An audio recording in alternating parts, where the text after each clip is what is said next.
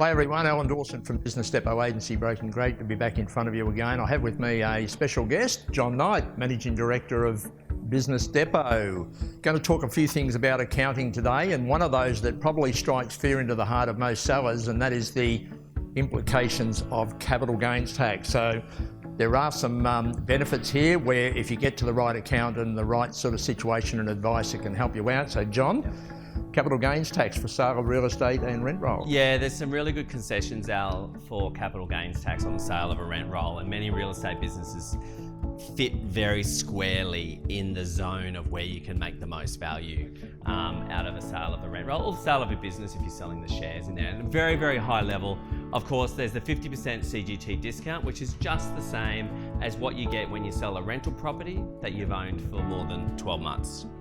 Then we get into this other realm of concessions, which we call the small business CGT concessions.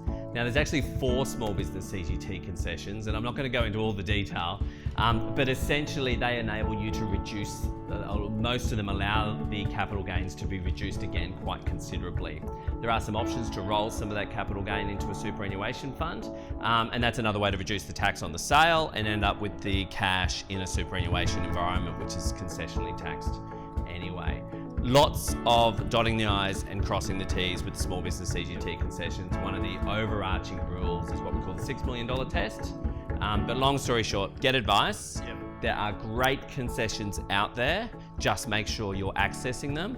And if anything, work out what concessions are going to be available to you in advance before you even list with you, Al, so that they can be making sure their structure is optimizing the concessions and therefore minimizing their tax. Yeah, absolutely. And I think that's one of the important points as well, is that prior preparation. So if you're thinking of selling, have some timelines in that. Start to get in front of the experts so that they can give you the right advice. You know exactly your position moving forward, and we mentioned that in some other recordings with Bradley Dean.